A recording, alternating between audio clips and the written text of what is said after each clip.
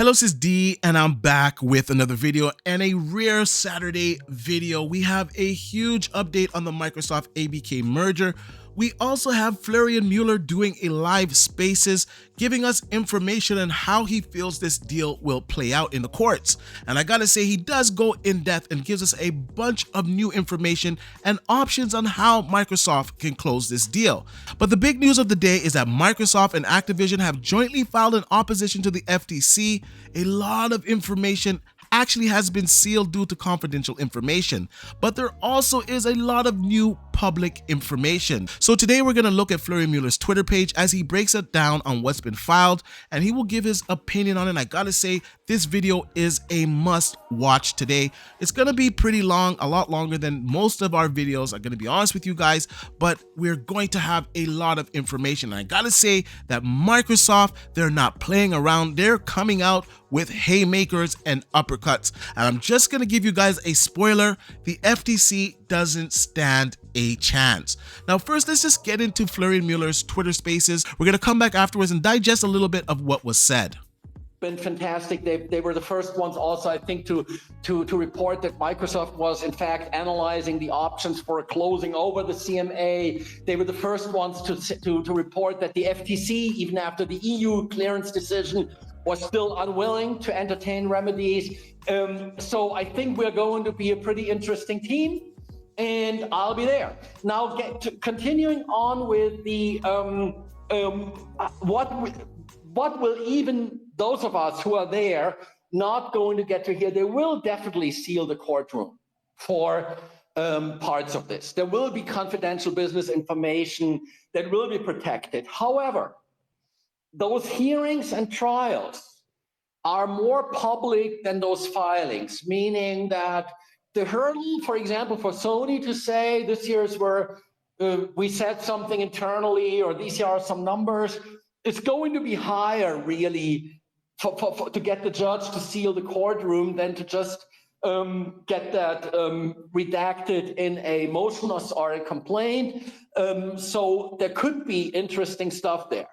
Then the next question is, when will the decision come down? When it was planned to be a 2-day hearing, I thought it was probably just gonna issue, like she might even at the end of the second hearing day announce a decision orally and say the written order will follow, knowing how urgent this whole thing is. Now that it's going to be 4 or 5 days, something like that, I think it's now less likely, not impossible. I mean, if she'd use it as a very clear case, which I think she probably will have reasons for, but she might do that orally.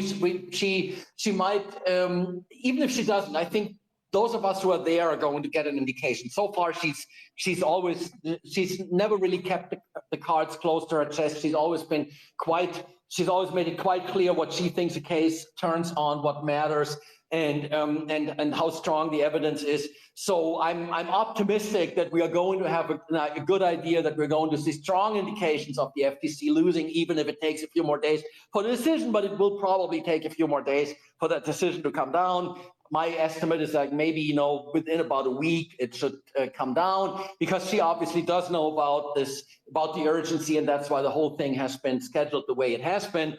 Then there could be an appeal. I also did a tweet about that. So people always ask, like, could the TRO be extended? Well, the TRO could not be extended. The TRO will expire 5 days after the decision. But the TRO doesn't matter if the FTC wins, because then the PI is a longer term TRO. It would immediately replace the TRO. Otherwise, the TRO has some kind of like a cool down period of another 5 days. That would enable the FTC then to run to the appeals court and say, we really need a very, very urgent injunction. In fact, in the private lawsuits, the guys also did this. They ran to within 5 days, but they ran to the Ninth Circuit and asked for an injunction. They're not going to get that with the FTC. It would be, the risk would be higher than in the private lawsuit of that happening. But I think, the decision's not going to have, if she throws out the FTC's motion, it's simply going to be consistent with the way US courts have been dealing with this stuff for 30 plus years. And this year, I mean, what the FTC wants is they want a merger to be blocked so that a market leader sustains its margins, that the market leader in console Sony, that they do not have to like respond in some ways. And that, by the way, in all those foreclosure scenarios, it's again important to mention, lest I forget. One of the questions is also, couldn't the others respond? I mean, couldn't they just lower PlayStation prices? Couldn't they just make their own shooter game? Couldn't they just enter into some partnerships, especially if they have many years to really prepare? But that, I mean, I don't think that if she throws it out, that the FTC can successfully appeal. If she now came up with a very novel theory and she suddenly said, well, yeah, I mean, I think we have to like change the way antitrust law works here in this country.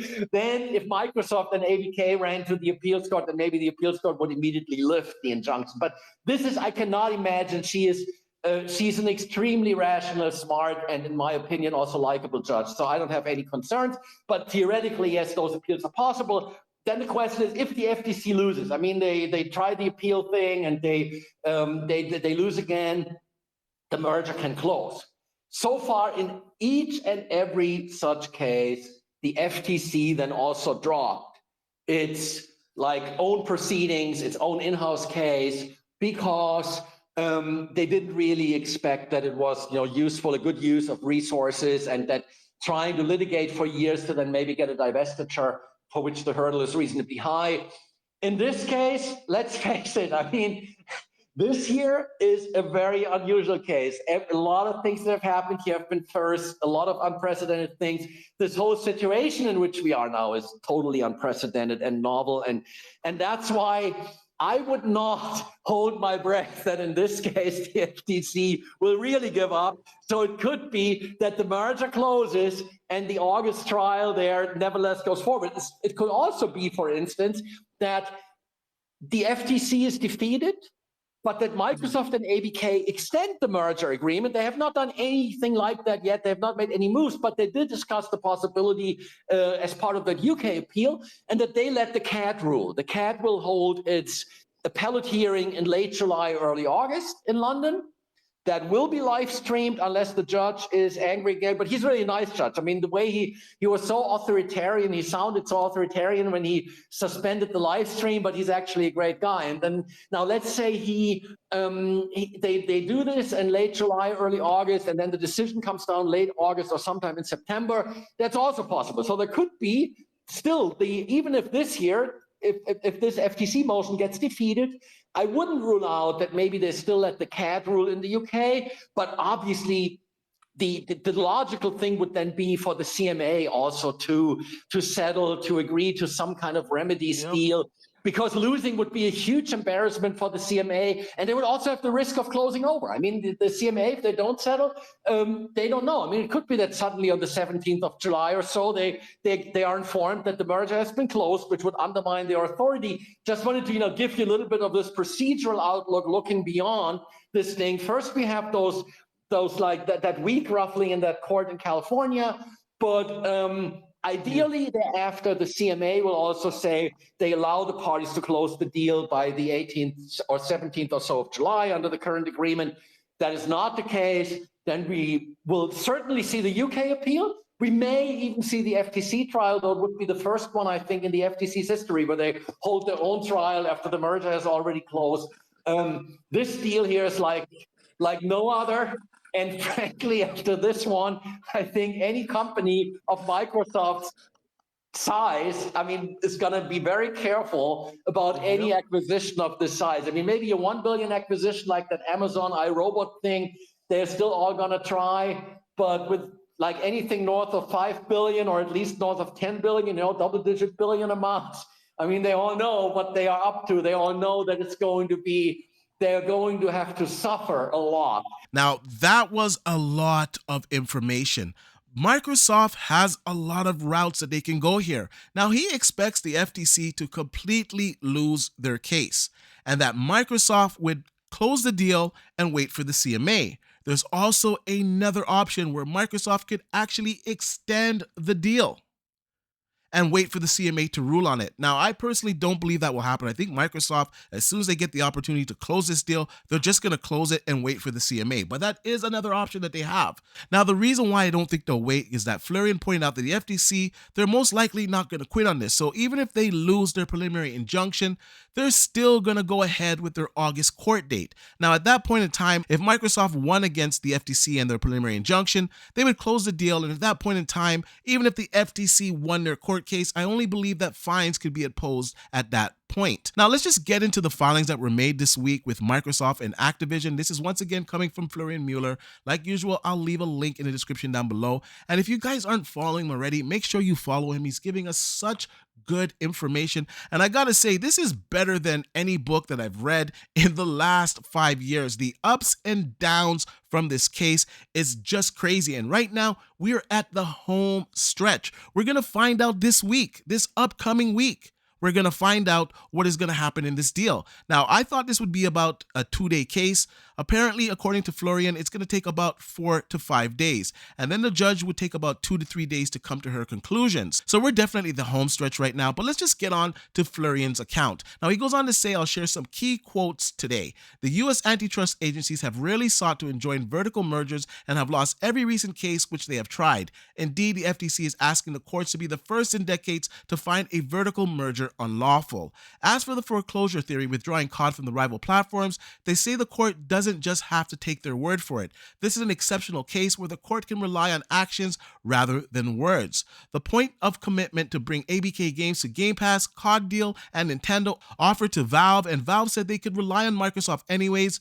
Various cloud streaming agreements, commitments to the EC, but valid worldwide, streaming rights, and parity offer to Sony. So let's just get into this right here. Now, we know Microsoft has offered these cloud games basically to all the cloud providers. NVIDIA, Valve said they don't even care to have a contract, that they trust Microsoft and that their word is their bond. So right there, that just shows you the commitment that Microsoft has to bring in all these games to different platforms. They made a deal with Nintendo. They wanted to make a deal with Valve, and Valve said, nah, we trust you guys. We know you'll give us the games when they're available. We're good. And that just shows you that the competitors are not worried about Microsoft. All of the competitors except for Sony, and we'll get into that a little bit later on. Now, he goes on to say regarding the legal standard, I'll explain that in the Twitter space, and we just watched that video. We saw everything that was said, and Microsoft has a lot of options. They have a lot of evidence on their side, and I just don't see this ruling going in the FTC's favor. Now, Florian goes on to say that after 18 months of investigation and litigation, including 56 investigational hearings and depositions and production of nearly 6 million documents, the FTC offers only a minuscule collection of incomplete quotation in support of its motion. Apparently, Jim Ryan said something privately on the day of acquisition of the ABK was announced that contradicts the claims that Microsoft would withdraw Call of Duty from PlayStation, but that part is redacted in the filing. That's pretty crazy. It was redacted in the filings. I don't know if it's redacted for the public, and the judge will see that. I would assume so. Now, this is just insane. Now, this is what Jim Ryan said. Even if the merger were to cause the PlayStation owner that played Call of Duty for as little as 2 hours per month to buy an Xbox, a wildly implausible scenario, PlayStation would remain the console leader, would at most put a small dent in PlayStation's massive lead. So here we have Lion Jim Ryan, and yeah, I'm going to say it, because this guy came out and said that Call of Duty not being on the PlayStation would harm their brand. He went as far to say that PlayStation can't compete with Call of Duty. They can't create a game that can compete with Call of Duty, and that it would hurt the PlayStation brand, and that Microsoft might even put a bad copy of Call of Duty on the PlayStation. A bunch of nonsense when you have Jim Ryan in his own words saying even if the merger were to cause every PlayStation owner that played Call of Duty for 2 hours a month to buy an Xbox, the PlayStation would still remain the console leader. This is going to be presented in court. So everything is coming out now. It's just unbelievable that Sony, which is the market leader, is being protected from Microsoft. In the US courts, the FTC is going after an American company to protect Sony, which is a non-American company and the market leader. Make it make sense. Now, he goes on to say that the defendants are unaware of any case where a court has blocked a merger to protect a dominant firm's position.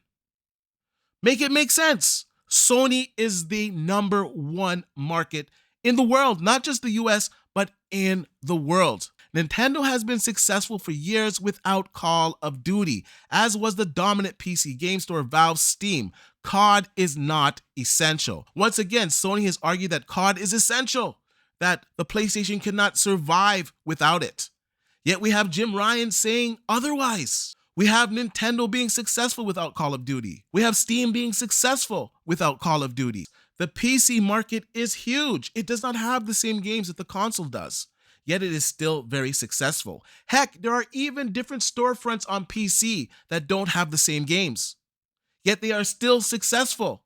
PC as a whole is very successful. Mobile is even more successful and doesn't have nearly any of the games that these consoles can run or have. And I will say that will change with this cloud deal because Microsoft wants to bring all of those games to all of those devices, which will open up the market, which is great for consumers, which is great for gamers, which is good for business. Make it make sense, the argument that the FTC is trying to make here. Now, he goes on to say that the FTC literally has no factual basis for its claims that the merger will harm competition in the supposed markets for multi-game library subscription and cloud gaming service. No evidence ABK would put its games on such services. Transactions will benefit consumers. Now, it's a very long read. I don't think we're going to have time to go through every single posting, so we're going to skim through some parts of it. Now, we're going to go down further, and it says consoles now represent the smallest share of video game revenue. More gamers play on PC, and substantially more play on mobile devices, the fastest growing segment. So I just said earlier that there are more gamers on the mobile market. And these games are not available there. So how are they thriving without these games? Microsoft's argument is sound. It really is. The FTC, I just don't understand what's going on here. And I can see why they've never won a case. And I don't think it's going to change with this case because the evidence just doesn't support their arguments. They will lose this case again.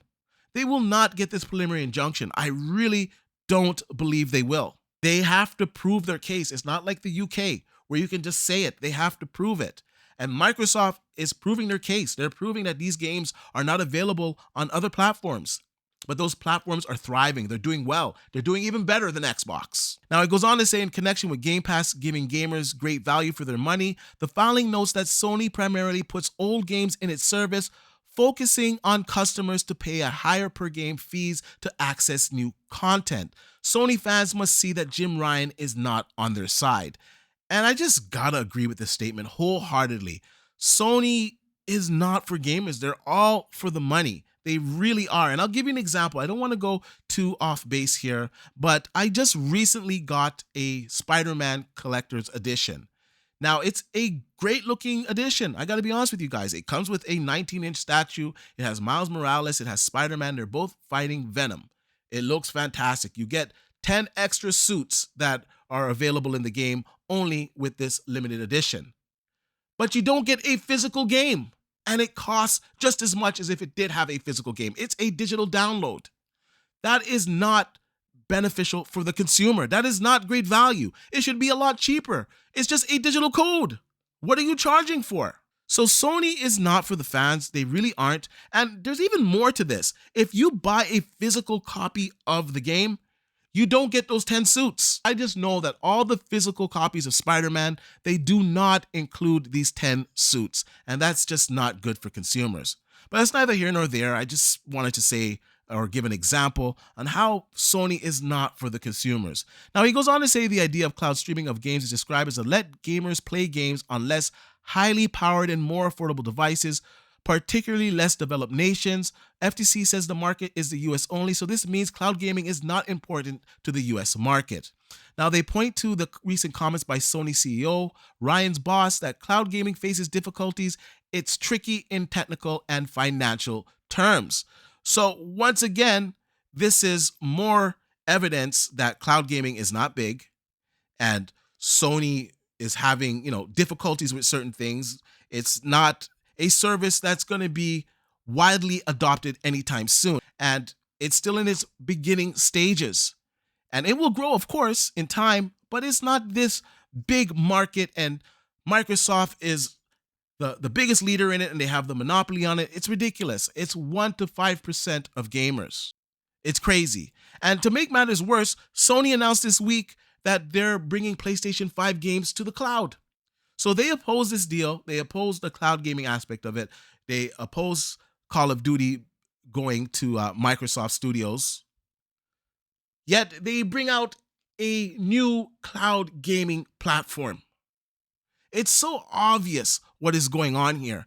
And the FTC should be embarrassed. They should be embarrassed that they fell for this, that they are protecting a non-American company against Microsoft, who is not anywhere near the market leader. And we're going to get to that right down here. Sony is a gaming giant. Its gamer base is 2 times as large as Xbox worldwide and 50% larger in the US. Again, the FTC focuses on the US as a relevant geographic market.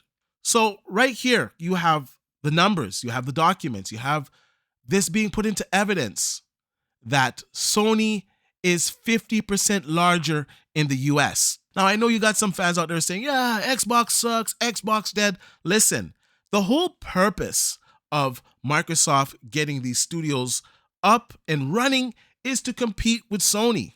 Nobody ever said that Microsoft was the number one gaming console. We all know that Sony is the bigger console. Now, it doesn't mean because Microsoft has 50% market share in the US that they're doing horrible. They're not. They're doing excellent. They're making a lot of money. They're selling consoles. They're just not selling as many as Sony. They're selling a lot of software. They're selling games through Game Pass. They're selling their Game Pass subscription service.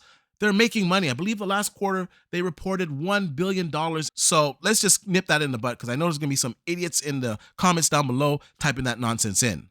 Now, the document goes on to say that Sony dwarfs Xbox on exclusives. And once again, this is true. We know this. Xbox doesn't have as many exclusives, and their exclusives aren't the same quality as Sony. This is known. That's the whole reason why Microsoft started buying these companies, started buying these studios, so they could compete, so they could get their quality up, because they want to put these games in Game Pass, first of all, so they need to have a lot of games, but they need to also have great quality games. That's why they want to acquire Activision. That's the whole purpose of it, so they can compete with Sony. Yet you want to block them and say that they're some type of market leader? It just doesn't make sense. Now, he goes on to say, in addition to those arguments, during the European Commission's regulatory process, Xbox committed to grant streaming rights to Activision games to other cloud gaming services, regardless of whether Xbox ultimately decides to stream those games itself. So once again, it's showing Microsoft's commitment to allowing the cloud competitors to have access to their games. So what reason do you have to block this deal?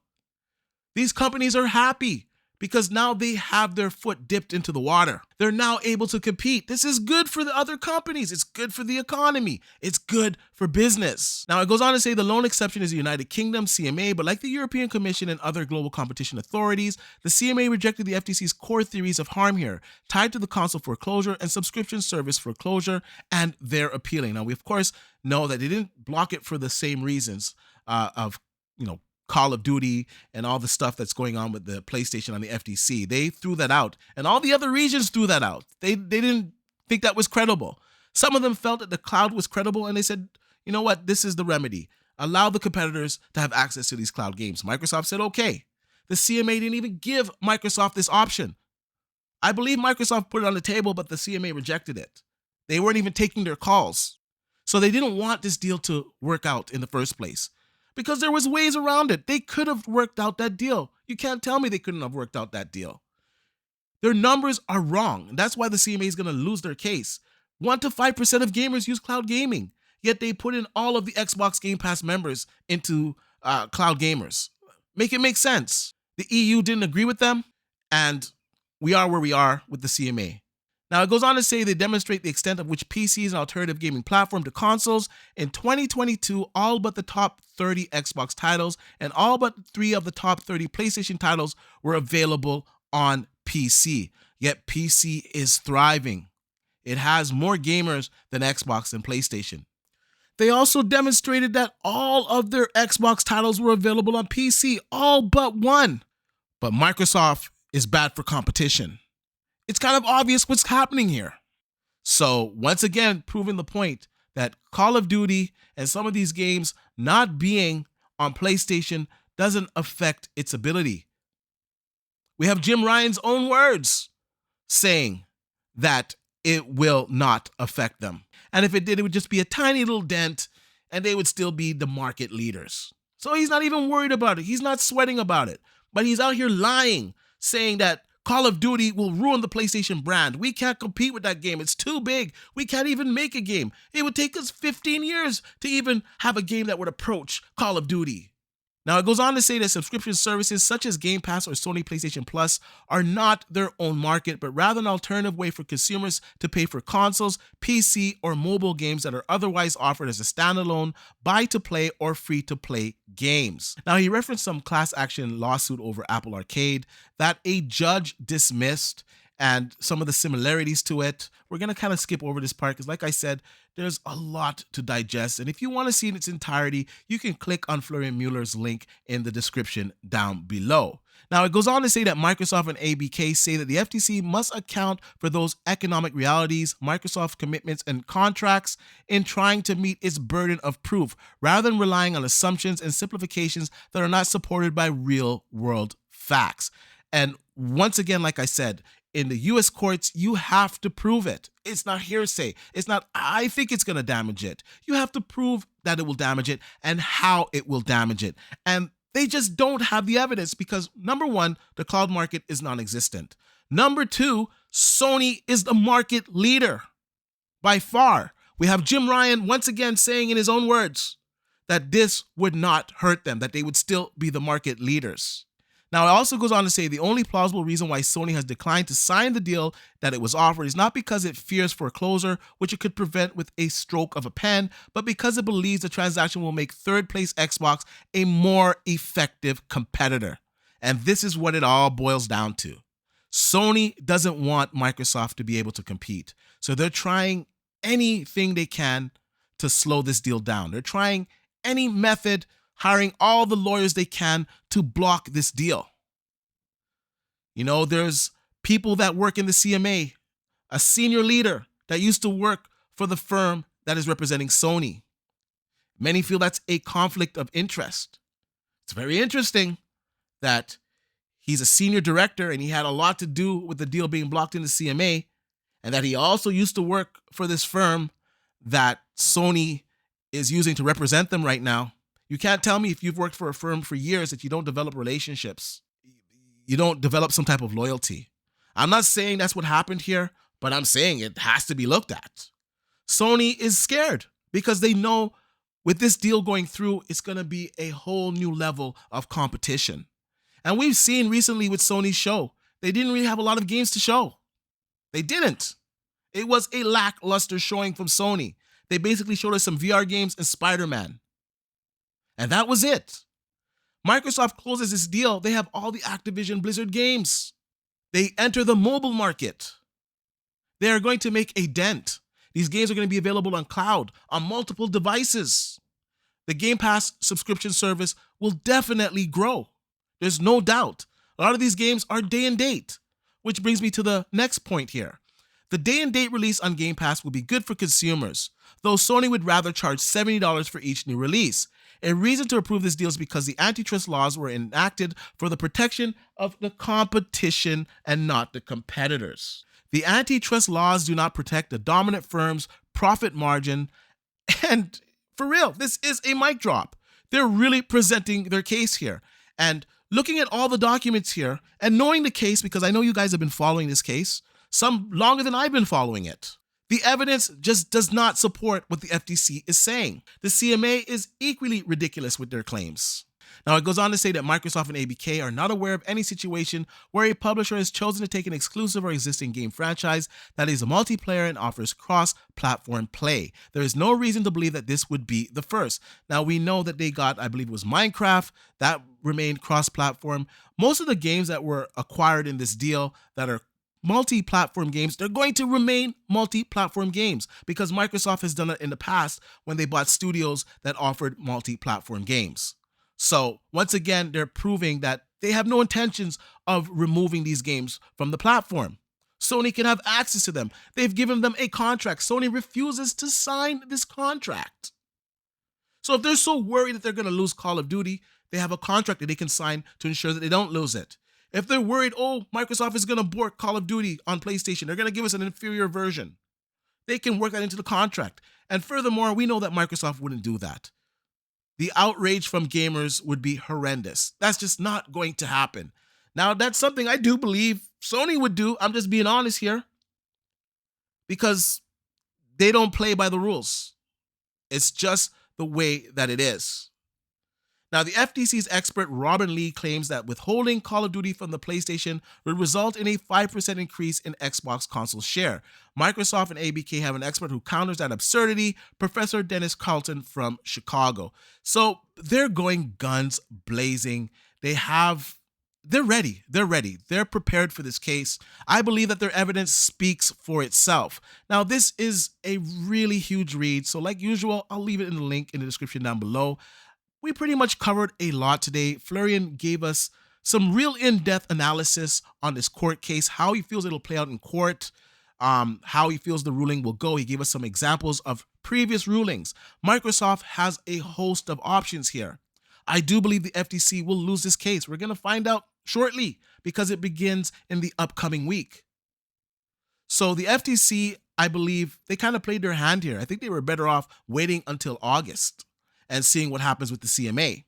Because when they lose this PI, it's all over for them. Microsoft can finalize the deal. Now, they can appeal it, but they'll lose that appeal for sure because their grounds are weak. And according to Florian Mueller, he believes that the FTC, they're not going to give up, that they would still go ahead with their August court date. So Microsoft, they could close this deal after winning in court, and then the FTC could take them to trial. If the FTC by some chance were to win, that's it. The deal's already done. They can't stop the deal, but they could impose some hefty fines. We have to be honest here with all the possibilities. Although I don't think they're going to win their court case either. So I don't think Microsoft is going to have to worry about that. Now, the CMA, I do believe they're going to lose as well. Now, Florian said that they have an option of extending the close date on the deal and waiting for the CMA. I don't think they're going to do that. I think there's too much of a risk involved there. If they have an option to close this deal, I think they're just going to close it and worry about the CMA afterwards, because at least the FTC will no longer have the ability to block them. But if they leave that open and for some reason the FTC wins in court, the deal is essentially dead. So why would you want to put yourself through that? You've worked so hard to get to this point, and it's been a struggle to get this deal to go through. So at the first opportunity they have to close legally, they are going to take it. That's just my opinion on it. And I'm not a legal expert like Florian Mueller. It's just from me being objective and looking at all the evidence and all the options that are available. I just think they're going to close it as soon as possible. So that's pretty much it for today's video. Once again, follow Florian Mueller on Twitter. I'll leave a link in the description down below. I really love discussing all of this stuff. It's very interesting. It's such a roller coaster of a ride. But I gotta be honest with you guys, we're at the home stretch now. We're gonna know soon. We're gonna know, I would say, as early as next weekend where this deal is going. And I do believe Microsoft will win against the FTC and that this deal will close, because it's just not a sound argument from the FTC. And they are protecting a non-American company against an American company. And the American company is nowhere near the market leader. And the arguments, the evidence is just not there to support that Microsoft closing this merger will affect Sony PlayStation, when you have Jim Ryan himself saying that this wouldn't affect them. They would still be the market leaders in console sales. So that's pretty much it, man. I gotta say thank you guys for all the support on the channel. It's very interesting. We're in the home stretch. We're gonna find out, and I wanna know what you guys think about all this new information we got today. Let me know in the comment section down below. And like I usually say, please like, share, and subscribe to the channel, and I'll see you guys on the next one.